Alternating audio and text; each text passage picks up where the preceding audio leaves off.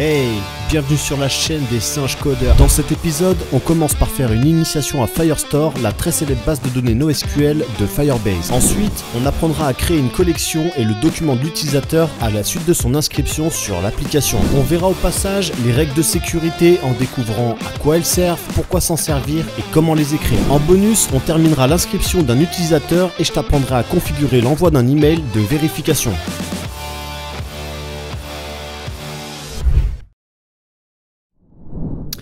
Hello, bienvenue à toi dans l'un des épisodes les plus fondamentaux de la formation.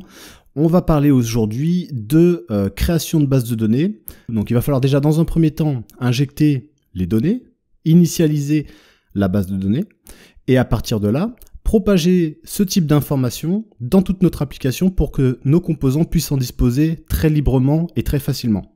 D'accord, donc l'idée, ça va être de commencer par travailler sur notre enregistrement d'utilisateur. Ici, dans nos modules d'authentification, on a la possibilité de rejoindre le register container qui s'occupait de créer une authentification dans le système de Firebase.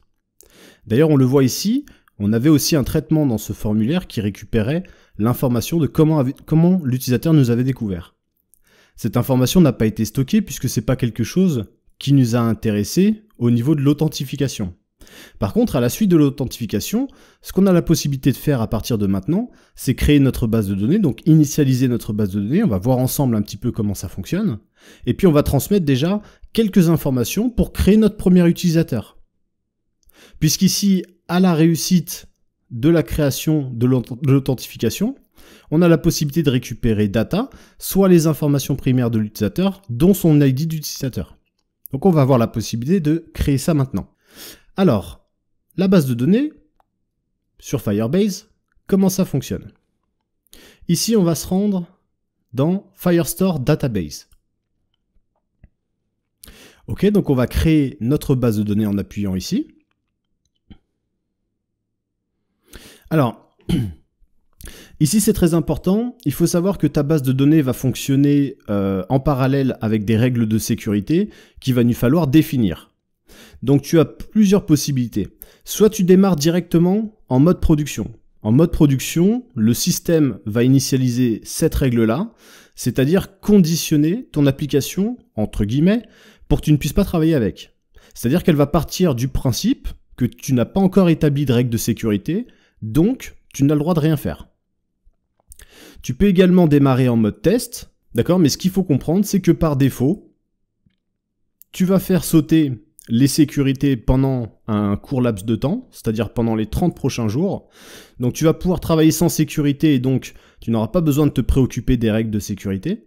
En revanche, au bout de 30 jours, la situation va s'initialiser et tu seras donc en mode de production et toute ton application ne pourra plus fonctionner parce que tu n'auras pas travaillé sur les règles de sécurité. Donc nous, on va directement travailler en mode de production. Mais à quoi ça sert d'avoir des règles de sécurité? Bah tout simplement, imagine-toi le cas de figure où tu crées des erreurs dans ton code. Si tu autorises l'utilisateur A à écrire dans son document, dans sa base de données, et que dans ton code, sans faire attention, tu prends l'utilisateur A et tu écris sur l'utilisateur B, bah du coup, tu vas avoir l'utilisateur B qui va avoir des informations de l'utilisateur A. Et ça peut créer des problèmes, des troubles fondamentaux. Donc les règles de sécurité, par exemple, peuvent te sécuriser à ce niveau-là. Il peut y avoir plusieurs choses, c'est-à-dire que tu peux, par exemple, autoriser un utilisateur qui est connecté à lire uniquement ses propres données personnelles. Par exemple, si tu avais un problème dans ton code et si du coup l'utilisateur pouvait lire l'ensemble de la base de données, par exemple, donc des données d'un autre utilisateur, tu aurais des problèmes de confidentialité. Les règles de sécurité sont là aussi pour te stopper à ce niveau-là. Donc évidemment, les règles de sécurité, c'est quelque chose qu'on va voir dans la formation. Il y a beaucoup de choses à dire et on va les découvrir au fur et à mesure. Mais dans les grandes lignes, voilà comment ça fonctionne. Donc on va démarrer en mode production. Ici, on va cliquer sur suivant. Là, c'est une étape assez importante puisque du coup, tu pourras pas réitérer cette opération. C'est pas quelque chose que tu peux modifier. L'idée ici, c'est simplement de sélectionner en fait l'emplacement de Cloud Firestore. Donc, Cloud Firestore est implanté partout dans le monde. Donc, l'idée, c'est d'avoir un serveur qui soit relativement proche de chez toi. Et ça, pour gagner en termes de vitesse. Donc, c'est plutôt recommandé pour le référencement, par exemple. Ok, donc là l'idée c'est simplement de sélectionner un emplacement pour Cloud Firestore, donc un emplacement de serveur qui est relativement proche de ton pays. Donc nous ici on va venir chercher quelque chose qui soit relativement proche de la France. Donc on va plutôt chercher l'Europe, et ici tu vois on a Londres, on a Francfort, on va sélectionner par exemple Europe Ouest 3. Ok, on va activer ça. Ok, on arrive sur Cloud Firestore. Donc tu vois que finalement, en termes d'interface, c'est assez proche de l'authentification, d'accord? On a encore ce fameux tableau qui nous permet donc ici d'accéder aux données de notre base de données. Ici, on a l'accès à nos règles de confidentialité qu'on va pouvoir éditer, on va pouvoir voir un petit peu comment ça fonctionne, d'accord? Donc dans les grandes lignes, tu vois ici que sur l'ensemble des documents que l'on va créer, ici qui sont représentés avec les 2 étoiles, ici on a le droit de lire, on a ni le droit de lire ni le droit d'écrire, d'accord? Donc en ce sens, cette règle en fait nous bride complètement. Donc si tu laisses le projet tel quel avec cette règle de sécurité, tu risques d'avoir de sérieux problèmes, tu pourras pas beaucoup travailler. Donc il va falloir de toute façon qu'on intervienne sur ces règles assez rapidement dans la vidéo.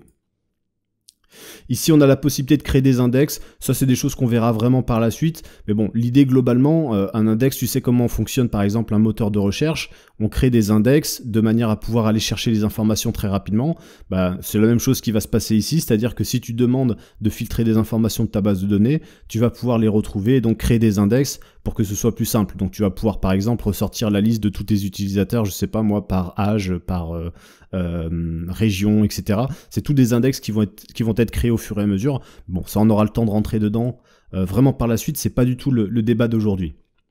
Alors, je pourrais te montrer comment créer une collection, comment créer des documents, etc. La problématique, c'est que je ne sais pas d'où tu sors. Est-ce que tu sors d'un environnement MySQL? Est-ce que tu as déjà des connaissances en NoSQL? Alors tu verras que c'est extrêmement simple encore une fois. On va faire des choses simples, on va simplifier l'utilisation et puis je vais essayer de te décortiquer tout ça. Mais il va quand même falloir comprendre les fondamentaux, c'est-à-dire comment est-ce qu'on travaille dans ce type de structure. Ici on n'est pas dans du MySQL, donc si tu as l'habitude de travailler avec du MySQL, tu risques d'être un petit peu bouleversé. À ce niveau-là, on va tout de suite rentrer dans la documentation parce qu'en fait, il explique beaucoup mieux que moi. Donc on va se rendre dans Build et donc plutôt que d'aller dans l'authentification, on va se rendre dans Firestore. On va essayer de comprendre rapidement comment ça fonctionne. Donc ici, je vais aller dans Ajouter et gérer les données et je vais aller dans Données structurelles. Là, ici, il y a quelques vidéos en anglais qui te permettent de comprendre un petit peu les choses. N'hésite pas à les checker. Donc, le principe fondamental de Firestore, c'est qu'on va imbriquer, en fait, des documents dans ce qu'on appelle des collections. Donc, on va avoir, par exemple, une collection qui s'appellera utilisateur. Et dans cet utilisateur, on va ranger des documents. Chaque document sera un utilisateur. Donc, c'est très simple. En fait, je trouve que l'approche qu'ils ont eue est très parlante, en tout cas pour moi, j'aime beaucoup les images et je trouve que ça marche vachement. Si tu prends par exemple un porte-document, tu vas avoir donc un porte-document qui sera en fait ta collection. Donc ton porte-document, si tu veux, tu vas lui mettre une étiquette utilisateur.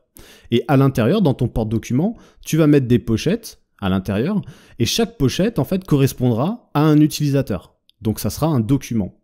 Et dans ce document, donc tu vas enlever ta pochette de ton porte-document, et dans ta pochette, tu vas retrouver plein d'informations. Par exemple, les informations de localisation, des informations sur le nom de ton utilisateur, sa date de naissance, sa date d'inscription, comment il a découvert la plateforme, et puis après, suivant le contexte de ton application, les liaisons vers d'autres choses. Donc si par exemple, ton utilisateur écrit un commentaire dans un espace de l'application, tu vas avoir une collection donc d'utilisateurs avec des documents d'utilisateurs et tu vas avoir une collection avec des commentaires et des documents qui seront les commentaires. Et donc tu vas pouvoir faire des liaisons de document à document en mettant par exemple dans le document d'un utilisateur sa relation avec le document d'un commentaire, etc., etc. Donc du coup, on va procéder comme ça de collection à document. Et ensuite, on pourra créer des liaisons entre différentes collections et différents documents. Donc c'est peut-être pas si simple à comprendre, mais en même temps c'est assez complexe à expliquer. Pourtant, le concept est très simple à imager finalement. La notion de collection, la notion de document, moi en tout cas c'est quelque chose qui me parle beaucoup. Alors tu comprendras de toute façon par la suite, puisque l'objectif de la formation, hein, quand tu travailles avec moi, je pense que tu l'as bien compris, c'est qu'on met tout de suite en pratique les informations qu'on entend. Donc l'idée c'est que tu puisses aussi directement comprendre. Donc tu vois qu'ici je vais utiliser les mêmes termes qu'eux, on va commencer par créer une collection. Donc ici c'est notre porte-document. Ici on peut donner un nom à notre collection. Notre collection, on va l'appeler user. C'est nos utilisateurs. C'est à l'intérieur qu'on va retrouver donc tous nos documents, donc tous nos utilisateurs. Je vais cliquer sur suivant. Ici, on va me demander maintenant de créer un premier document. Donc j'ai la possibilité d'indiquer une information à ce niveau-là, je peux donner un ID, mais j'ai aussi la possibilité de générer automatiquement un ID. Alors évidemment, on est en train d'utiliser le back-office de Firebase pour créer ça. Je le sais, parce que je pense que tu as compris comment on bosse. On a aussi tous ces outils qui sont disponibles, qui sont mis à disposition par Firebase, donc on peut faire tout ça avec le code. Mais évidemment, ici, ce que je suis en train de reproduire, c'est quelque chose qu'on peut reproduire avec le code. Et donc la notion de générer un ID, ça peut être très intéressant pour nous, et on verra le cas de figure un peu plus tard. Donc ici, par exemple, je vais mettre Arnaud, d'accord ? Comme référence, c'est absolument pas ce qu'on fera dans l'application, mais c'est pour que tu puisses comprendre. L'ID du document, il s'appellera Arnaud. De cette manière, je pourrais retrouver Arnaud très facilement, il suffira juste de rechercher Arnaud. Le problème de ça, c'est évidemment, c'est pas quelque chose d'unique, d'autres utilisateurs peuvent s'appeler Arnaud, et dans ce cas-là, tu risques d'avoir des conflits. C'est la raison pour laquelle on utilisera l'ID de l'utilisateur et pas son nom. Mais l'idée ici, c'est d'avoir un ID qui nous permet de définir tout ça. Donc à ce niveau-là, je vais par exemple avoir une valeur de champ qui pourrait être âge, qui pourrait être de type number, et puis je pourrais avoir son âge à ce niveau-là. Je pourrais avoir d'autres choses ici, comme par exemple la possibilité d'avoir des types différents. Tu vois, par exemple, je pourrais mettre is happy, par exemple. Est-ce qu'il est heureux? Je pourrais partir sur un booléen, true, false. Ok? Je pourrais également avoir d'autres types de données qui concernent cet utilisateur, comme par exemple location. De cette manière, ici, on pourrait plutôt que d'avoir des champs, tu vois, de type string ou number, on pourrait partir sur des maps pour avoir des objets, voire même des arrays, etc. On voit qu'ici, on a carrément des timestamps, etc., etc. Donc, si je prends par exemple un objet, je vais avoir un objet location et je pourrais créer à ce niveau-là, par exemple, city, suivi d'une valeur, et je pourrais continuer à créer mon objet, comme ça, à avoir country, par exemple, France. Ok? Voilà comment fonctionne le document d'un utilisateur. Alors ça ressemble à quoi? On va enregistrer. Ici, on a donc une collection user dans laquelle on va avoir plusieurs documents. On pourrait avoir plusieurs collections, je te l'ai expliqué. On va pouvoir avoir, par exemple, dans le contexte de notre formation, on va avoir une collection d'utilisateurs, on va avoir une collection de projets, etc., etc. D'accord? Donc on va continuer, nous, comme ça. À ce niveau-là, on va retrouver donc notre porte-document et nos documents Arnaud, Jérôme, Benjamin. Et chaque document va avoir des informations. Ok? Du coup, par exemple, ici, j'ai répertorié les informations comme ça. Et on voit ici, par exemple, l'objet location qui comporte bien les propriétés city, Lyon, country, France, etc., etc. D'accord? Donc, voilà comment ça fonctionne d'un point de vue de Firebase. Donc, du coup, nous, dans notre application, l'enjeu le plus primordial, ça va être de donner un identifiant ici de document, puisque derrière, on va avoir des outils qui vont nous être proposés par Firebase, comme par exemple le fait ici de lire les données. Donc ici, par exemple, si je souhaite obtenir les données d'un utilisateur, ici, donc là on part, voilà, obtenir un document. Ici, il va falloir que je fasse référence à quelque chose. Il va falloir que je fasse référence à une collection, qui pour nous sera en l'occurrence user, et il faudra que je fasse référence à un document. Et si je ne suis pas capable de connaître le nom de ce document, tout notre système va tomber à l'eau. C'est pour cette raison que lorsqu'on a créé l'authentification de notre utilisateur, Firebase nous a transmis les informations primaires dans laquelle on a récupéré donc l'ID de l'utilisateur, le UID, d'accord, qui pour nous provient de data. Et c'est grâce à ce UID qu'on va pouvoir définir ici le nom du document. Puisque finalement, on va donner le nom du document de l'utilisateur comme étant son ID. Puisque lorsqu'on va écouter s'il est authentifié, c'est une information ici qu'on va récupérer. De cette manière, si tu veux, notre code sera capable très facilement d'écouter l'authentification de l'utilisateur, de sélectionner son ID plus qu'on l'a, et de chercher dans Firestore, de chercher dans Firestore, dans la collection user, le document qui correspond à son ID. De ce fait, on sera capable de récupérer des informations avec beaucoup de simplicité. L'enjeu derrière, ça sera pour nous ensuite de propager tout ça dans notre application, mais ça on verra dans un second temps. Donc ce que je vais faire, c'est que je vais tout simplement, moi, supprimer ma collection, user, et puis on va mettre les mains dans le cambouis. Alors ici, avant de lire les données, on va déjà apprendre à ajouter et à gérer des données. D'accord ? Donc on a quelques petites notions fondamentales à connaître. Ça, c'est des choses que j'ai déjà traitées, mais je t'invite très sérieusement à lire la documentation au fur et à mesure, d'autant plus que c'est très simplifié, c'est très simple à comprendre, mais je t'encourage à le faire si tu veux être à l'aise tout au long de la formation, puisque derrière, tu vas avoir des projets, et dans tes propres projets, il va falloir que tu fasses des choses différentes qui vont sortir du concept, du contexte. Donc même si on couvre énormément de cas de figure dans la formation, il faudra quand même que tu arrives à te dépatauger, donc je t'invite vraiment à lire au fur et à mesure pour bien comprendre ce qu'on fait. D'accord ? Donc ici, on va initialiser Cloud Firestore dans notre application. Donc ça, c'est plutôt relativement simple à faire puisqu'on a déjà un fichier de configuration et on a déjà vu comment ça fonctionnait. On a déjà initialisé notre application et on a déjà initialisé la notion d'authentification. Donc on va faire exactement la même chose via Get Firestore ici. Get Firestore qui, lui, a aussi besoin de app dans cette fonction. Donc on va récupérer une constante qu'on peut appeler db. Nous, on garde la même convention, parce que ce sera plus simple à comprendre, mais on pourrait le nommer comme on veut. Ici, on va simplement l'exporter, parce que derrière, on sait qu'on va l'utiliser dans notre API ici. Donc on exporte db, et on lui transmet app. On sauvegarde, et on peut fermer la configuration ici, ça ne nous intéresse plus. On retourne au niveau du code. On a ici une fonction qui nous permet de définir un document. Alors, il y a des notions fondamentales, encore une fois, à connaître. C'est que pour créer ou écraser un seul document, on peut utiliser la méthode set. Donc la méthode set, ici, setDoc, qui est transmise de Firestore. On va lui transmettre donc db. On vient de voir que c'était ce qu'on sortait de la configuration ici. On s'en inquiète pas.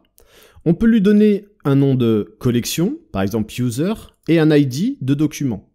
Depuis ça, on va lui transmettre un objet, donc c'est les données qui vont être transmises dans ce document, notamment ici par exemple, name, state, country. Le problème de cette méthode, c'est que si le document n'existe pas, il sera créé. Par contre, si le document existait, donc imagine que tu sois dans une modification, donc tu as déjà créé ton utilisateur ici, et tu veux par exemple rajouter son âge, le problème que tu vas avoir, c'est qu'en fait tu vas écraser les données. Son contenu sera remplacé par les nouvelles données fournies. Sauf si vous spécifiez que les données doivent être fusionnées. Donc, en gros, qu'est-ce que ça veut dire? Ça veut dire que si tu as cet objet-là, tu as déjà transmis cet objet-là, et qu'ensuite tu lui donnes l'âge, eh ben tu vas supprimer ces données, puisque tu vas remplacer cet objet par celui que tu viens de rajouter. Donc, tu vas supprimer ça, et tu vas rajouter âge. Donc, tu vois que c'est un problème. Donc pour éviter ce genre de choses, tu peux utiliser, donc tu vois ici on a exactement la même chose que ce qu'on a en haut, c'est juste qu'on a un exemple différent. On va transmettre un objet comme ça, avec juste par exemple capital, on veut rajouter cette information là. Si tu donnes l'information merge égale true, dans ce cas-là il va le merger, donc il va le fusionner, donc il va rajouter cette information là à cet objet qui est déjà existant. De cette manière, tu auras 4 propriétés et non 3.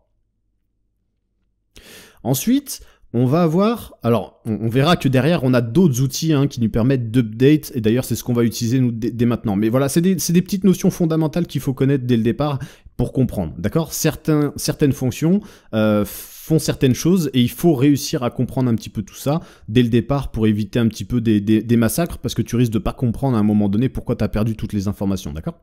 C'est pas grave, on s'en préoccupe pas, on continue de dérouler la documentation.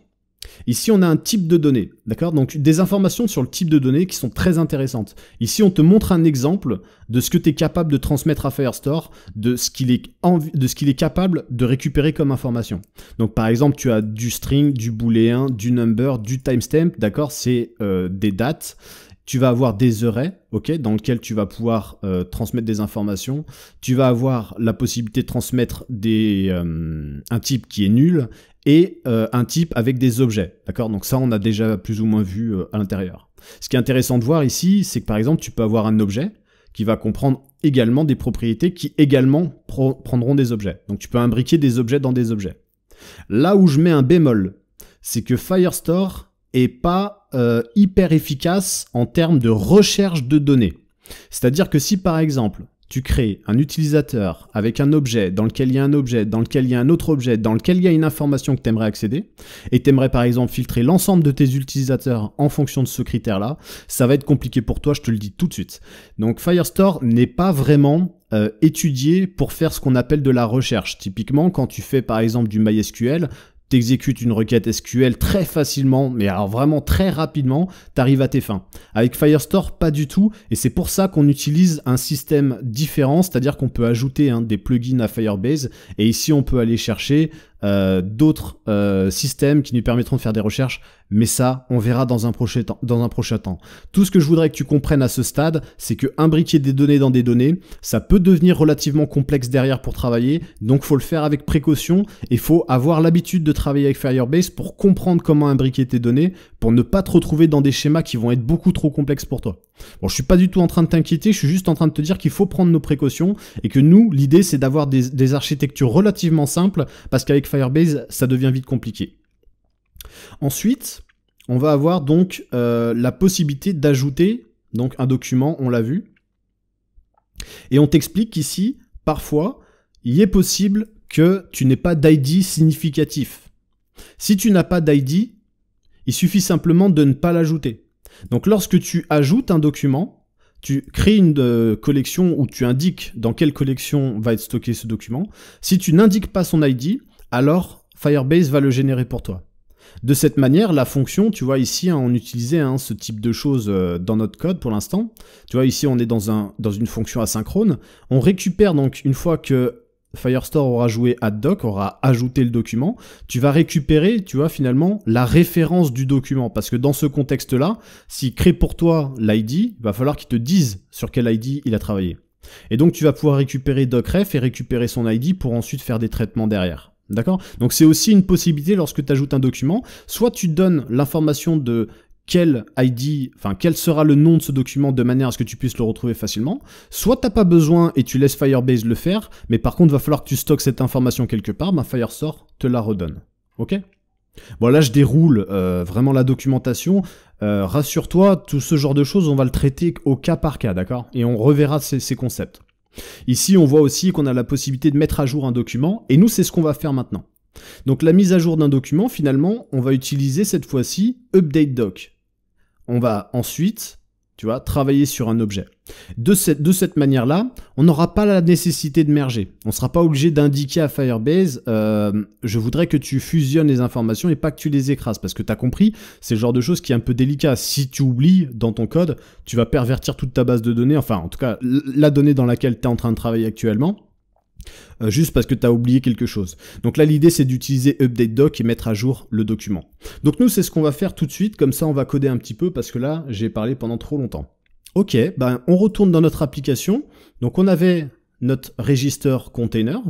Donc à la suite de ce succès, on récupère data. Et typiquement, tu vois ici, on s'était laissé un petit to-do, créer le document de l'utilisateur. Donc c'est ce qu'on va faire. Je vais simplement me rendre dans l'API. Ici, et je vais créer un nouveau document puisque on a dit qu'ici, dans l'API, on allait travailler par catégorie. Ici, on regroupe les fonctions d'authentification. Là, comme on va travailler sur la base de données, on va travailler plutôt sur Firestore. Donc à ce niveau-là, je vais créer un document Firestore.tsx. Alors, j'ai juste oublié un E par contre. Hop. Firestore. Alors, je vais me reprendre une fonction ici pour aller un peu plus vite. puisqu'elles ont toujours le même schéma. Donc, à ce niveau-là, la fonction, on va plutôt l'appeler Firestore. On fait référence à Firestore. Et on va l'appeler Update Document. Ok, je fais un arrêt 5 minutes, je me suis trompé dans mes explications, je me suis un petit peu mélangé avec la notion de mettre à jour un utilisateur. En réalité ici, on ne doit pas mettre à jour un utilisateur, évidemment on doit créer un utilisateur. Je m'en suis rendu compte un petit peu plus tard dans la formation, mais c'est pas grave, on peut dérouler comme ça, étant donné que du coup, on se servira de la fonction que je suis en train d'écrire par la suite pour mettre à jour l'utilisateur, ça sera déjà ça de fait. Donc, cette fonction de Firestore Update Document, ça sera une fonction asynchrone. Mais qu'est-ce qu'elle va avoir besoin de récupérer en paramètres? Elle va avoir besoin de récupérer une collection. Donc, on va l'appeler Collection Name. C'est une propriété qui s'appellera Collection Name, qui sera par exemple de type string. Donc, typiquement, c'est, tu utilises la fonction Update Document, ok, bah alors qu'est-ce qu'on fait? Dans quelle collection on le met? C'est le nom de la collection. Soit c'est user, donc soit elle existe, et on va créer dans user, soit elle n'existe pas et on créera user. Pour Firebase, c'est le même résultat, donc on va transmettre le nom de la collection sur laquelle on va travailler.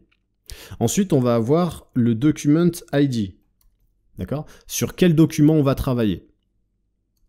Ici, ce sera également de type string. Et puis ensuite, on aura les données. Quelles sont les données qu'on va transmettre à notre fonction? Quelles sont les informations qu'on va mettre à jour dans la base de données, d'accord? Et ça, on va le stocker dans data, qui va être de type any, parce que ça pourrait très bien... on peut pas typer ça, on peut pas savoir quelles vont être les données qui vont être transmises. Un coup, ça sera un email, un coup, ça sera 10 données, un coup, ça sera voilà autre chose. On n'est pas capable d'identifier vraiment ça avec précision. Donc, on va rester sur du any. Ici, on va avoir donc la fonction qui nous permet de mettre à jour l'utilisateur. Donc ici, elle s'appelle UpdateDoc. Donc on voit qu'on va se servir de doc, on voit qu'on va avoir besoin d'UpdateDoc, donc on va l'importer. Ici. Donc, à ce niveau-là, ce qu'on fait, c'est qu'on crée ce qu'on appelle une référence. C'est-à-dire que créer une référence, c'est tu utilises donc doc qui provient de Firestore, tu transmets db qui provient de ta configuration de l'application, et tu transfères donc le nom de la collection et le nom du document. Et tout ça, en fait, te crée une référence. Et donc, quand tu utilises la fonction UpdateDoc, tu utilises la référence pour qu'il sache où est-ce qu'il travaille, et tu lui transmets simplement, ici, les datas. Donc, un objet qui comporte des données. C'est tout. À ce niveau-là, on peut créer, par exemple, une constante. Donc, à ce niveau-là, on va créer la constante de la référence. Donc, db... D'où ça vient? Alors, je vais l'importer. Donc, DB pour database. Ici, ça vient... Ici, ça vient de notre configuration. On a exporté DB qui provient de Firebase config. Donc là, il est capable de reconnaître DB. Maintenant, sur quelle collection on va travailler? On a dit qu'on voudrait qu'elle s'appelle user. Si elle existe, tu l'utilises, si elle n'existe pas, tu la crées. Et ici, on va avoir le nom, enfin l'ID du document. Donc nous, ici, à ce niveau-là, on a mis des variables, donc on va les utiliser. Ici, on va passer plutôt collection name. Comme ça, cette fonction-là, elle pourra être utilisée de partout dans notre application. Il suffira qu'on indique le nom de la collection, le nom du document, et elle sera capable de travailler. Ça nous évitera de créer une fonction à chaque fois qu'on a besoin de faire quelque chose. D'accord? Ça rend les choses dynamiques. Ici, par exemple, on va transmettre le document ID qui a été transmis à la base de notre fonction. Et tout ça va créer une référence. D'accord? Par exemple, document.ref pour nous. D'accord? C'est la référence du document qu'on est en train de créer. Ensuite, on va utiliser la fonction UpdateDoc, ici, d'accord? UpdateDoc, et on lui transmet document.ref. À la suite de ça, il va nous dire qu'il a besoin d'un autre paramètre, c'est-à-dire la notion de données. Par exemple, email, mon email, quoi. D'accord? Donc nous, ce qu'on va faire, c'est que ça, on va le remplacer par la valeur dynamique qui existe, c'est-à-dire data. Ici. Si tu as fonctionné, tu retournes data égale true. Si tu as échoué, tu vas être dans la notion d'erreur, et dans ce cas-là, tu vas créer Firebase Error, qui arrive, donc ici on a transmis, il faut l'importer. On associe aussi le type à notre erreur, de manière à pouvoir isoler le code du message, ça ne change pas. Mais là, on vient de réaliser notre fonction de type global dans notre application, qui nous permettra de mettre à jour un document dans notre code. Donc on retourne dans Register Container. Je vais juste fermer ça pour le bien des explications, puisqu'on ne va pas travailler ici dans la soumission du formulaire. Ici, on a déjà vu comment ça se passait. D'abord, on va créer une authentification, parce qu'on a d'abord besoin de 1, authentifier l'utilisateur, 2, récupérer son ID, pour 3, créer son document. D'accord, tu as compris. Donc à ce niveau-là, plutôt que de créer cette fonction-là à ce niveau-là, on va encore une fois créer une fonction indépendante. Donc cette fonction indépendante, on va plutôt l'appeler handle create user document.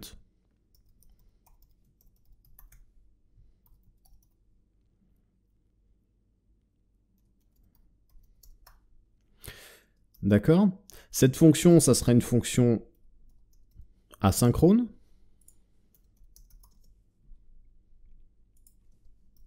Fonction fléchée, qui va faire quelque chose. Cette fonction, elle va avoir besoin de 3 paramètres pour fonctionner. C'est à partir d'ici qu'on va commencer à définir un petit peu les choses.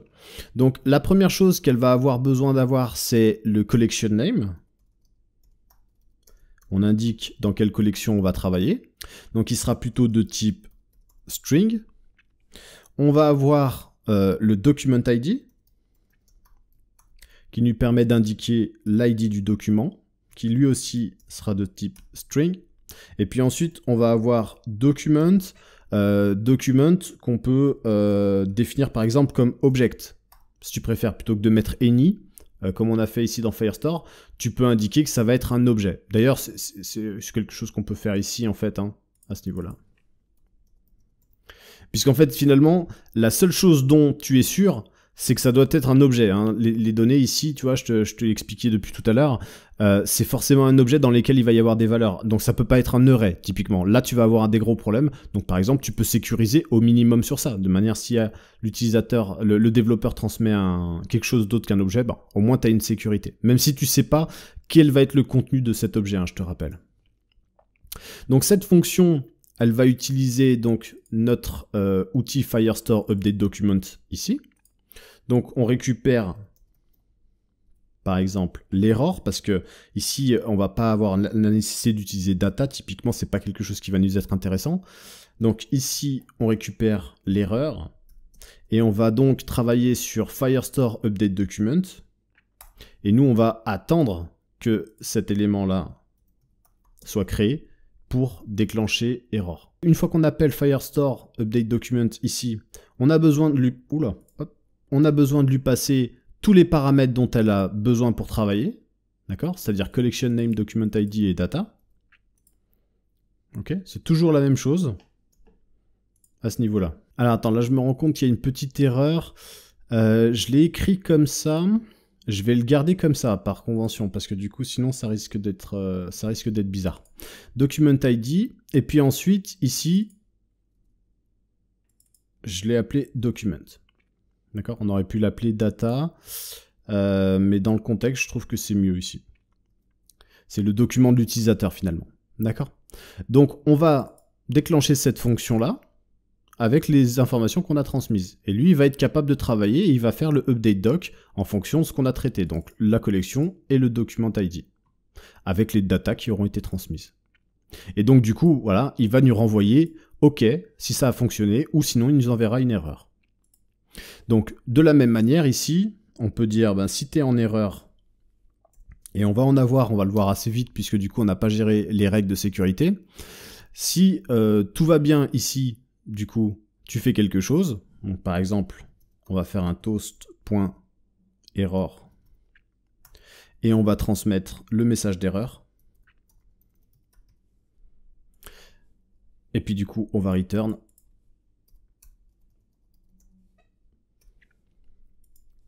Si par contre tu as réussi, dans ce cas-là, ce qu'on peut faire, c'est un succès plutôt.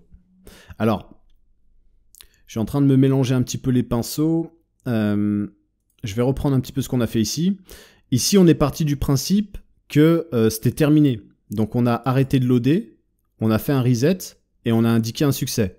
Bon, en fait, finalement, ça, c'est des choses qu'on ne va pas faire ici. Tu l'as compris, puisque là, on va plutôt déclencher maintenant notre fonction de handle create user, puisque ici, on a à la fois l'information qu'on veut transmettre dans notre document, par exemple, mais on a aussi en retour d'authentification la donnée de l'utilisateur, ses données primaires, soit son UID qu'on va transmettre. Donc c'est plutôt à ce niveau-là, en cas de succès, qu'on va arrêter de faire les choses. Et c'est à ce moment-là qu'on va lui dire que oui, cette fois-ci, bienvenue sur l'application, cette fois-ci, ça a fonctionné. Et là, on va arrêter de charger. Donc de la même manière, si on est en erreur, tu l'as compris, comme on n'arrête plus de charger ici, on est toujours en loading, et donc si on a une erreur, ici, il faut l'arrêter. Donc on l'arrête plutôt à ce niveau-là, et on l'arrête également à ce niveau-là, d'accord? On pourrait même aller plus loin, ici, tu vois, par exemple, on va se laisser un to-do. On va mettre send email, par exemple, confirmation. Procédure. On se fait un petit to-do, c'est quelque chose qu'on va faire par la suite ici, puisque finalement, une fois que ça a fonctionné, on va utiliser un des outils de Firebase, donc plutôt dans l'authentification ici, qui existe dans l'autre, qui va nous permettre en fait d'envoyer un message à l'utilisateur pour qu'il confirme son adresse email. Puisqu'on a vu que dans les informations primaires de l'utilisateur, on pouvait avoir l'information de si son email était vérifié ou non.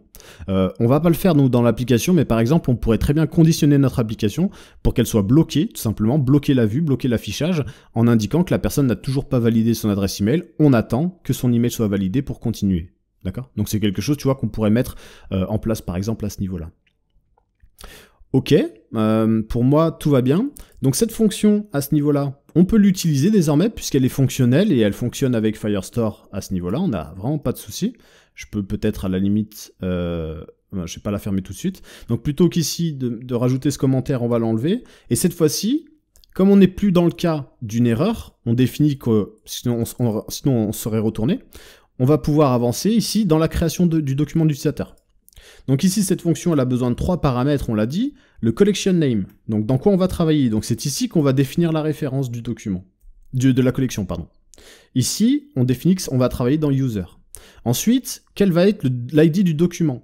Cette fois-ci, on va prendre data, qui est retourné à ce niveau-là, et on va aller récupérer UID. Ensuite, on a besoin de transmettre les informations du document, d'accord? Donc quelles vont être les informations du document? On pourrait les formater à ce niveau-là dans une constante, pour que ce soit un peu plus propre. Par exemple, on pourrait mettre user document data, par exemple. C'est égal à un objet dans lequel il va y avoir plusieurs informations. J'ai juste un petit doute. Il va falloir que je me rende dans Authentication. J'ai juste un petit doute. Alors, ici, on récupère l'authentification, user credential, voilà, user credential.user. Ok, je voulais m'assurer que j'avais bien fait ça parce que user credential, c'est un objet dans lequel il y a user, etc. Donc là, on est vraiment en train de travailler dans user, donc on va pouvoir disposer directement de data.uid. Ça, c'était juste ce que je voulais modifier. Sinon, il aurait fallu faire user ici, data.user.uid.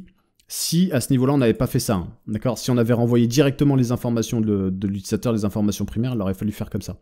Mais on avait fait ça pour plus de simplicité. D'ailleurs, c'est vrai que ça nous aide ici, mais ça peut porter à confusion. Donc les informations de l'utilisateur, c'est quoi? C'est tout ce qui va être renseigné dans data, d'accord? Donc des informations qu'on a envie de récupérer ou non. Donc déjà, ce qu'on peut faire, c'est indiquer l'email de l'utilisateur. Celui-là, on n'a pas la nécessité d'utiliser ce qui est retourné de l'objet, puisque c'est une donnée qu'on a déjà ici. D'accord? Pour information, c'est exactement la même. Donc ici, pour plus de simplicité, on va récupérer la première source de vérité, c'est-à-dire celle que l'utilisateur a transmise, soit l'email. On peut me faire un document de l'utilisateur, voilà, avec une donnée email. On va pouvoir aussi traiter, par exemple, ce fameux « Comment nous avez-vous connu ?» de manière à pouvoir avoir cette information de la même manière. Ensuite, qu'est-ce qu'on peut stocker comme information dans son document? On peut stocker, et là ça va être très important, l'UID. L'UID, puisque du coup ça va nous permettre justement de faire référence à ça. C'est-à-dire qu'à la fois son document, il aura le nom de son identifiant d'utilisateur, mais à la fois son document aura un champ avec son identifiant. Ça lui permettra de faire des recherches, etc. Tu verras pourquoi on fait ce genre de choses, mais on pourrait stocker vraiment n'importe quoi ici. Bah tiens, par exemple, on va faire un truc comme ça.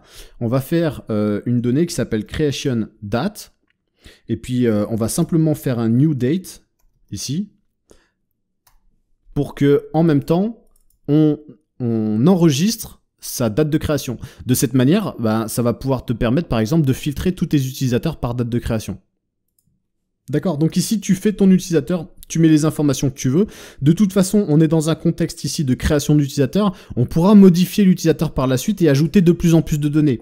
Il faut savoir que dans la formation, j'ai prévu justement la possibilité d'éditer ces informations, d'accord? Donc tu vois qu'ici on va rajouter, tu vois, le pseudo, la spécialité, la biographie, des liens vers ses réseaux, on pourra ajouter plus de choses, le nombre de ses abonnés, tu vois, il y aura plein de trucs à ajouter, mais de toute façon, j'ai prévu un contexte de onboarding qui va être vraiment super génial à voir avec toi, puisque ici on va retrouver plein de cas de figure, et à ce niveau-là, par exemple, ici, bah, c'est là qu'on va recommencer à demander des infos, donc tout de suite après l'inscription. Donc tu vois que dès lors qu'on va avoir l'inscription, on va commencer à faire l'utilisateur, on va le créer, on va commencer à mettre quelques données, et tout de suite après, boum, on va l'envoyer sur le onboarding et on va continuer de lui demander des données, et on va continuer d'alimenter son document. Donc tu vas voir que c'est des choses qu'on va faire vraiment naturellement au fur et à mesure. Donc dans ce contexte, moi c'est suffisant. Donc ici j'ai créé un objet avec des données que j'ai envie de transmettre, de récupérer, et bien donc ici je vais transmettre cette donnée-là. Donc le fait de donner ici les datas fait que du coup, on va créer une collection user avec le data UID qui est provenu ici de l'authentification, et on lui transmet les données. Et boum, on a créé notre utilisateur. Ok? On va fermer un petit peu pour avoir le champ plus clair, et puis on va essayer de voir un petit peu ce qui se passe dans notre application. Donc on va déjà commencer par démarrer le serveur, npm run dev. On va rentrer dans notre application au niveau de l'authentification. On a donc un utilisateur qu'on peut supprimer. Ici, ça nous permettra de faire des tests. Et on va voir qu'on va déjà de toute façon se confronter à un premier problème. Alors, je vais rejoindre ici l'inscription. Donc, on va y aller comme ça. On va créer l'utilisateur. 1, 2, 3, 4, 5, 6. Comme on nous avait connu, on s'en fout, ça ne va pas marcher. Ici, on y va.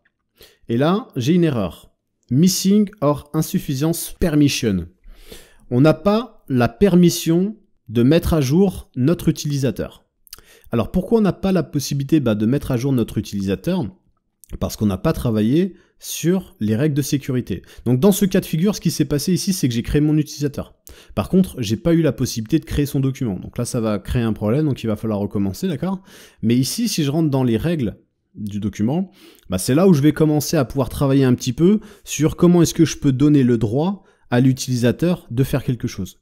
Donc déjà ce qu'il faut comprendre, c'est qu'au niveau de tes règles, tu peux dissocier un utilisateur qui n'est pas connecté, un utilisateur qui est connecté, et donc utiliser des variables dans l'environnement de Firestore pour faire référence par exemple à son authentification. Donc tu peux récupérer son ID d'utilisateur, et comme tu travailles sur l'ID de l'utilisateur, tu vas pouvoir aussi aller un petit peu plus loin en disant mais c'est pas parce que l'utilisateur est connecté qu'il a le droit de faire ce qu'il veut en fait. Tu vois, je veux pas que Arnaud qui est connecté écrive sur le document de Loïc qui tu vois, dans un autre document qui correspond pas à son ID à lui. Donc tu peux encore aller plus loin en disant la sécurité, je voudrais que l'ID 357 puisse écrire dans le document 357 et uniquement. Cet utilisateur 357 ne doit lire que les documents, ne peut lire que les documents de 357, mais pas les autres. De cette manière, tu as des sécurités. Ok? Et nous, c'est sur ça qu'on va travailler. Allez, c'est parti. Tu vas voir que ce qui est intéressant aussi ici, c'est que on va pouvoir mettre en place en fait un versionning, donc un petit peu à la mode de GitLab. Tu vas avoir justement la possibilité de revenir en arrière, voir ce qui a été modifié. C'est très intéressant dans le contexte de règles de sécurité, puisque du coup, si tu as un utilisateur, un développeur ou quelqu'un qui a touché les règles, déjà tu vas pouvoir avoir l'information et voir ce qui s'est passé. Donc, avant de rentrer un petit peu dans le dur ici et d'établir des règles, je voudrais te montrer comment c'est possible de créer des fonctions qui nous permettent de rapidement faire appel à des choses. Donc, on va établir une fonction, ici, qui va s'appeler on va l'appeler comment, on va l'appeler isUserAuthenticated, d'accord? Est-ce que l'utilisateur, il est authentifié? Ça nous permet de savoir si c'est quelqu'un qui est invité ou quelqu'un qui est connecté déjà. Donc isUserAuthenticated, hop. Ici, c'est une fonction. On va la jouer. Et donc, c'est une fonction. Et donc, elle va nous retourner. Ici, on va indenter. Ici, on va récupérer request. Ici, de Firebase, de Firestore. Request, on va faire appel à authentification. D'accord, on a plusieurs méthodes. Il faut lire un petit peu la documentation pour faire d'autres choses. Mais bon, là, on couvre 90% de l'utilisation. On va faire ça. Et on va dire, tu return différent de nul. De cette manière, en gros, ce qu'on dit, c'est retourne-moi en fait l'authentification de l'utilisateur si elle est différente de nul.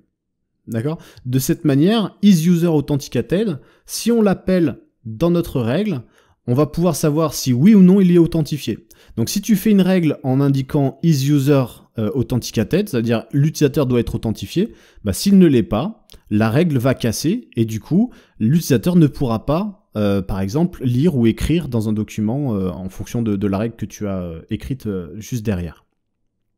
Alors on a la possibilité de faire d'autres types de choses. Donc par exemple, il y a une notion qui va être fondamentale pour nous, c'est isOwner plutôt. isUserOwner. Donc est-ce qu'il est propriétaire? Ok, on l'appelle comme on veut, hein, ici, c'est juste que moi je l'appelle comme ça, mais ici ce qu'on veut savoir, c'est est-ce que l'utilisateur est propriétaire, puisque finalement, c'est pas parce que, je te l'ai dit, il est authentifié qu'il a le droit de faire ce qu'il veut. S'il est authentifié, d'accord, mais il va falloir qu'il travaille que sur sa propriété et pas sur celle des autres. Donc c'est une fonction qui par exemple peut accepter un paramètre qu'on peut récupérer quand on est ici. Donc ici c'est un paramètre qu'on va appeler nous userID. Donc on donne l'ID de l'utilisateur à cette fonction-là en tant que paramètre. Et elle va plutôt nous retourner. Donc donc ici on a auth, on peut faire appel à l'authentification, donc on peut faire appel à UID, puisque c'est les informations primaires de l'utilisateur. Si on a, si son ID est égal ici à userID, l'ID de l'utilisateur qui a été transmis en paramètre ici, ça signifie qu'il est propriétaire. Puisqu'ici on va travailler sur un document, et donc au moment de lire le document, on va pouvoir récupérer le nom de ce document, et comme il correspond à son ID d'utilisateur, donc tu vois tout l'intérêt d'utiliser les ID en fait. Hein. Du coup, comme on va pouvoir comparer ça, quand on sera dans la boucle ici, on pourra dire, ben, si l'authentification que toi tu entends Firebase, parce que c'est Firestore, c'est Firebase hein, qui va gérer ça. Firestore va dire, il va écouter l'authentification actuelle de ton utilisateur, et il va dire, si son UID c'est Arnaud, et qu'il est en train de travailler sur le document Arnaud, alors on va pouvoir répondre oui à cette fonction-là. Sinon on répondra non, et si on répond non, la règle va échouer, et tu seras en sécurité. Ok ? Alors comment ça marche les règles? Ici tu définis qu'on travaille sur Cloud Firestore, ici tu définis ta base de données à ce niveau-là, donc ici on va rien changer, et puis ici tu as la possibilité de faire plusieurs types de règles, parce que tu peux avoir plusieurs documents, tu peux avoir plusieurs choses, donc ici par exemple tu peux faire référence à l'intégralité de tes documents. Donc là, ici, c'est vraiment une règle qui est interprétée pour travailler sur tout. C'est jamais conseillé de faire ce genre de choses. Donc nous, plutôt que de travailler sur tous les documents, nous, ce qu'on va faire, c'est qu'on va déjà indiquer le document sur lequel on va travailler. Ici, et comme ça, on fera règle par règle et on sécurisera chacun des espaces de l'application. Mais l'idée ici, c'est de travailler sur la collection user. Et notamment sur le document. D'accord? Donc, pardon. Je reviens ici. Ici, non seulement on travaille sur toutes les collections, mais en plus on travaille sur tous les documents. J'ai juste pas précisé ça en fait, excuse-moi. Donc ici, on travaille sur la collection user. Et dans quel document on va travailler? Donc non pas sur tous les documents comme on l'a vu il y a 2 secondes, mais plutôt sur un document qui porte le nom userID. D'accord? Puisque ça, c'est une information qui va être transmise au moment d'écrire. Donc lui, de toute façon, Firestore, c'est au moment où tu lui dis que tu travailles sur telle collection et tel document, lui il va récupérer les informations et il va traiter ça. Donc user ID, si tu veux, c'est le nom du document. Ok? Donc à ce niveau-là, tu peux dire qu'est-ce qu'on a le droit de faire ou ne pas faire. Donc tu as le droit de lire et écrire si, donc là ici on a une valeur vraiment pétée par défaut pour sécuriser, pour que tu puisses rien faire. Mais donc ici on va te donner une condition. Donc si l'authentification est confirmée, donc si on a un utilisateur qui est authentifié, puisque du coup ici, s'il est authentifié, il va nous return true. Mais on peut mettre d'autres choses. On peut mettre par exemple et là c'est important, si il est owner. D'accord? De cette manière, on va avoir besoin de récupérer le nom de l'utilisateur, l'ID de l'utilisateur, puisque nous on cherche à comparer l'ID de l'utilisateur à ça. Et comme on a appelé ici le nom du document, on l'a appelé user ID, du coup on lui transmet en fait le nom du document qui va être transmis de Firebase à ce niveau-là, de manière à ce que il puisse comprendre un petit peu à quoi on fait allusion. Ok? Donc si je reprends dans les grandes lignes, parce que c'est quand même des concepts qui sont intéressants à travailler, je me rends pas compte si je l'explique correctement, dis-moi en commentaire si c'est pas clair, parce qu'au fur et à mesure, je ferai d'autres systèmes. Après, tu as compris, moi je vais faire pas mal de formations, je vais essayer de décortiquer aussi beaucoup de principes. Ici on est dans une formation où on essaie de tout voir. Forcément, ça signifie que on va forcément échapper à des choses, on va pas forcément rentrer dans tous les micro-détails qui existent, mais par la suite ça peut être super intéressant que je fasse quelque chose de beaucoup plus pointu, c'est-à-dire vraiment une petite formation, peut-être moins soutenue que celle-là, mais une formation quand même, avec plusieurs épisodes pour traiter uniquement les règles, par exemple. Donc si tu as besoin d'informations, donne-les en commentaire, sinon je ferai jamais de formation, j'aurai jamais l'information que tu as besoin d'aide. Donc dis-le moi en commentaire, ça m'aide aussi à savoir ce que tu veux, ce que tu as besoin de faire pour améliorer ton parcours. Ok, moi je suis là pour t'aider. Donc à ce niveau-là, on reprend vite fait les choses. On crée une simple fonction qui nous permet de savoir si l'utilisateur est authentifié ou non. On récupère via les outils qui sont mis à notre disposition dans nos règles pour savoir s'il est authentifié ou pas. Ça, c'est très simple pour nous. Soit oui, soit non. Donc cette fonction-là nous aide à savoir s'il est authentifié. Donc ici, on dit tout simplement, dans la collection user et concernant le document qu'on est en train sur lequel on est en train de travailler, tu as le droit de lire ou d'écrire uniquement si tu es authentifié. Mais donc là, à ce niveau-là, si on s'arrête là et qu'on ne fait pas ça, ça signifie que du coup, un utilisateur Cédric qui est connecté va pouvoir travailler sur le document d'Arnaud. Alors nous, ce qu'on voudrait absolument échapper, c'est la possibilité de savoir aussi si c'est bien son document à lui. De cette manière, on a créé une fonction pour savoir s'il est propriétaire, qui va donc travailler sur le nom sur l'ID de l'utilisateur, et puisque du coup on a les paramètres de l'authentification dans notre système de règles, on va pouvoir faire référence à l'ID de la personne qui est connectée. Et donc comment on récupère l'ID ? Grâce au nom du document. Donc tu l'auras compris, c'est vraiment pour ça que je m'arrête 5 minutes là sur le truc, c'est parce que ce système de règles, il est évidemment mis en place à cause de mon concept initial qui était de donner en fait comme nom du document l'ID de l'utilisateur. Puisque du coup, si tu donnes un nom de document qui n'est plus l'ID de l'utilisateur, là tu vas récupérer le nom de document. Donc je sais pas, imagine par exemple document 7. Tu l'as appelé comme ça. Tu l'as appelé document 7. Là on va récupérer document 7 et pas l'ID de l'utilisateur. Donc quand tu vas comparer l'ID de l'utilisateur qui est authentifié, ici tu vas le comparer à 7. Et là tu vas avoir un problème de règle. D'accord? Donc c'est hyper important de comprendre ce que je suis en train d'écrire à ce niveau-là, parce que ça peut créer des troubles fondamentaux chez toi, si tu n'as pas respecté par exemple le fait que notre document d'utilisateur doit s'appeler comme l'ID de l'utilisateur. Ok? Donc c'est hyper important à comprendre, mais finalement c'est assez simple, le schéma est assez simple. Si tu ne connais pas, tu viens de découvrir des choses et tu te sens perdu, mais c'est pas grave parce qu'en fait on va tellement travailler dessus que tu vas monter, tu vas level up naturellement, mais c'est des choses qu'il faut quand même... faut prendre du recul, et quand tu prends du recul et que tu cherches pas à essayer de comprendre ce que tu ne savais pas, parce qu'il faut y a apprendre et y a comprendre, maintenant que tu as appris ce qu'il y avait à faire, si tu essayes de comprendre, là tu te rends compte que c'est très simple. Ok ? On pourrait aller beaucoup plus loin, enfin beaucoup plus loin, j'exagère tout le temps moi, mais on pourrait aller juste un tout petit peu plus loin, en vérité. C'est, par exemple, tu vois, tu pourrais retourner, tiens, je te l'offre, allez, c'est cadeau. On se le fait, mais on va pas l'utiliser dans la formation, mais c'est cadeau. Si tu as envie d'avancer plus loin, tu l'auras. On peut se faire un truc genre comme ça, is user admin, par exemple, ici. Donc ça, par exemple, tu vois, on a un back-office, on a un membre pour les utilisateurs connectés, un espace, pardon, pour les membres connectés, mais tu pourrais aussi avoir un back-office pour gérer tes utilisateurs. en tant qu'administrateur, c'est-à-dire pouvoir supprimer les utilisateurs, lister les utilisateurs, voir les données des utilisateurs, travailler avec tes utilisateurs, etc. Tu vois, en tant qu'admin du projet, en fait, si tu préfères. Donc ici, tu peux par exemple récupérer une information, donc return, tu peux récupérer une information pareille qui va être transmise dans auth. Tu vas pouvoir récupérer le token, donc ça c'est dans les informations primaires. Lorsqu'on a fait l'authentification, on a logué les informations primaires de l'utilisateur, on les reverra de toute façon, tu verras que c'est à l'intérieur. Et dans token, tu vas avoir ici la possibilité de récupérer la notion d'admin, si l'utilisateur est un administrateur ou pas. Et là par exemple, tu peux mettre égal true. De cette manière, en fait, si tu dis ici ou isAdmin, dans ce cas-là, tu conditionnes une règle pour que l'utilisateur, la personne qui a le droit de lire et écrire dans ce document, on verra qu'on pourra lister, on pourra faire d'autres choses, hein, mais bon, c'est pas grave, on s'arrête là. Mais la personne a le droit de lire et d'écrire dans le document si elle est obligatoirement authentifiée, ça c'est une obligation pour nous. Par contre, si elle est propriétaire en fonction de l'ID, ça marche. Mais si elle est admin, parce que du coup, toi, en tant qu'admin, tu ne seras pas connecté avec cette user ID, donc techniquement, tu n'auras pas le droit, toi, en tant qu'admin, de lire et d'écrire tu vois, dans ce champ-là.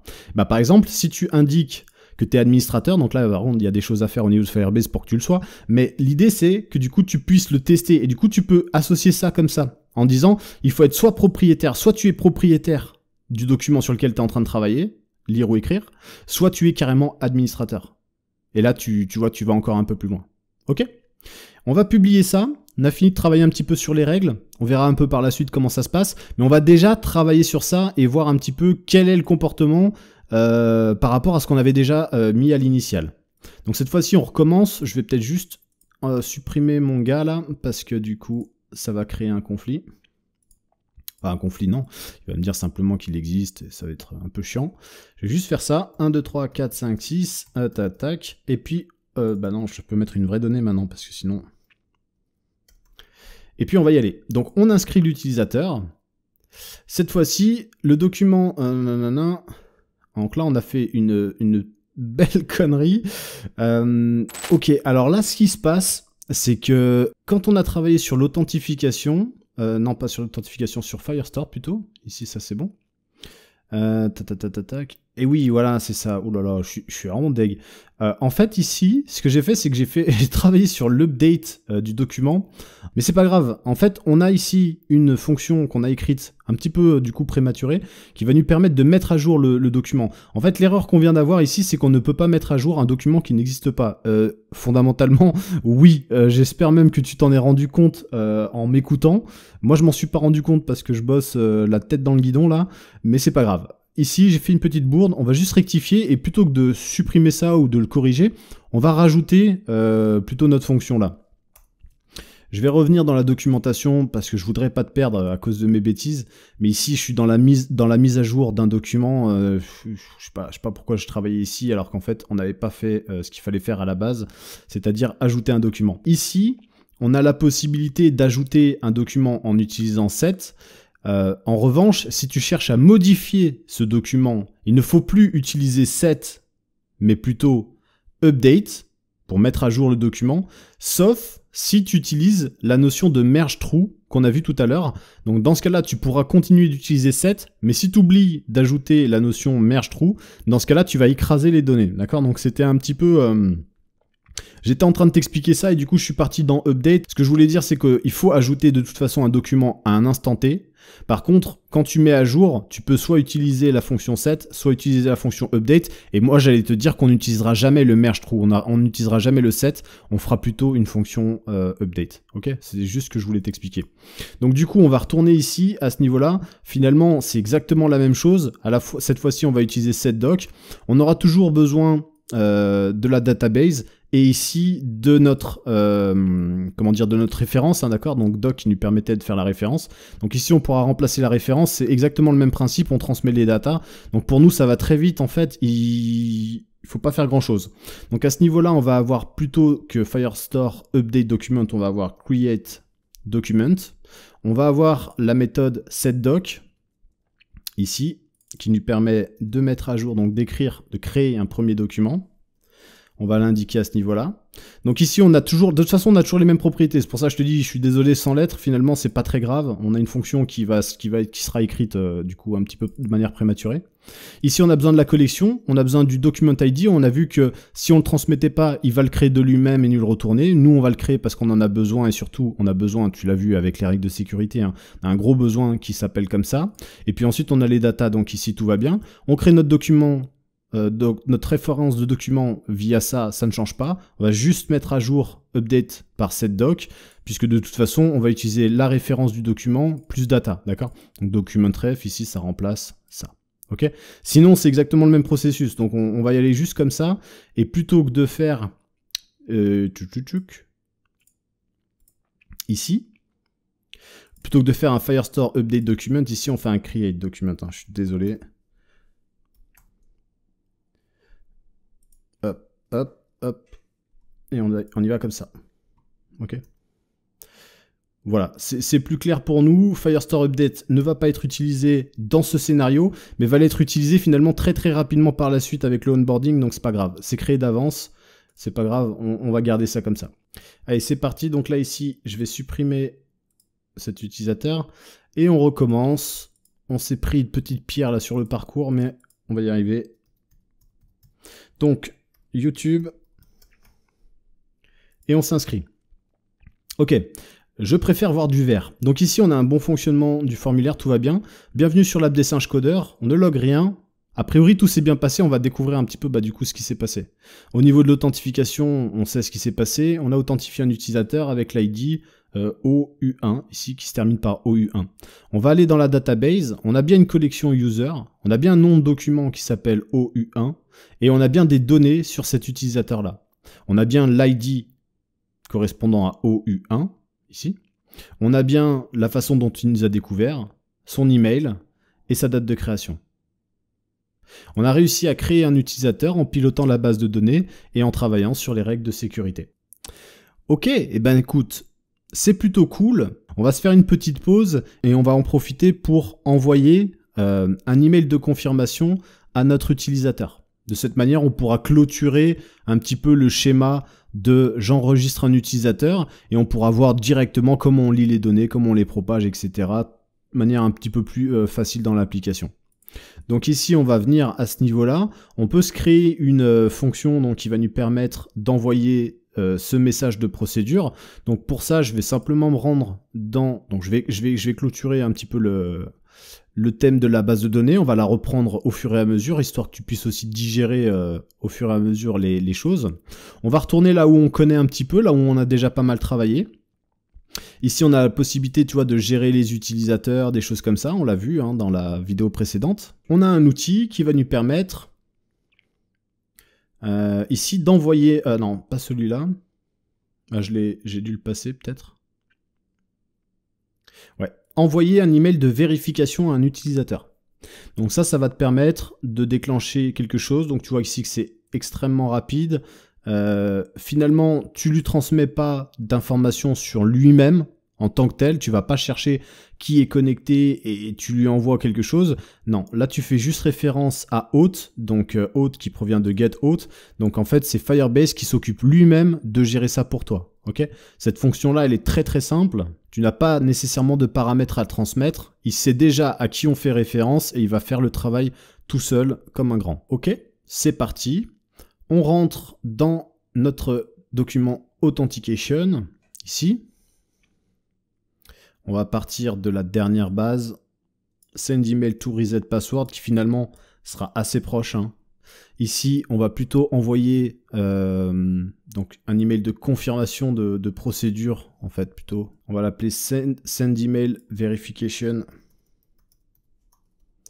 Le problème, c'est qu'elle s'appellera pareil, la fonction. Donc, il faudrait mettre quelque chose de différent. Send email verification. On va mettre procédure. Ça, on reste dans le thème. Ok ?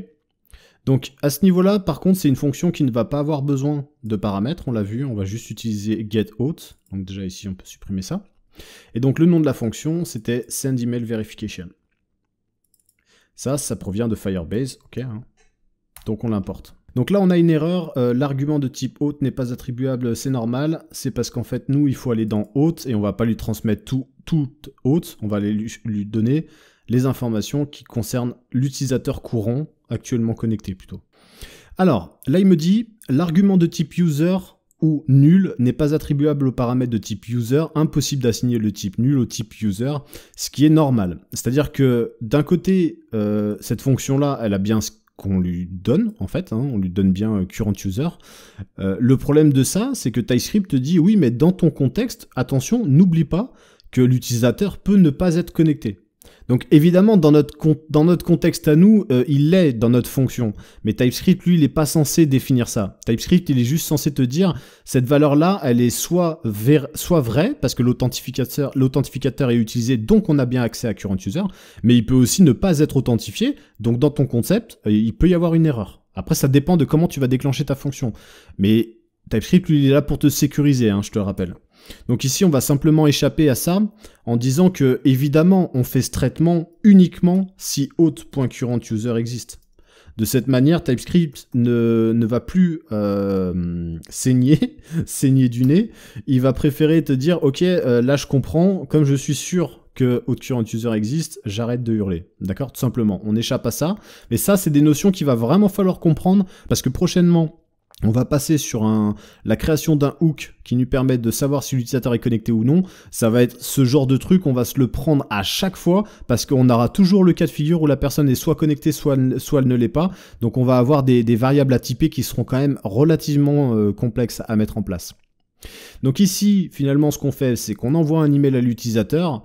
On n'a pas nécessairement besoin de récupérer le résultat de ce qui s'est passé. Ici, on return tout simplement true si ça a fonctionné. S'il y a une erreur, on déclenche une erreur et puis on est pas mal. Ok? Donc ça, c'est parce qu'on est toujours dans le même système qu'avant. Sauf qu'à la différence, c'est qu'ici, on a fait quelque chose. On a dit si hôte.currentUser existe. Donc, entre guillemets, sinon, on ne fait rien. Ben, on pourrait, par exemple, lui dire sinon, on peut faire quelque chose d'autre. Tu vois, on peut lui dire, bah sinon tu return quelque chose, d'accord?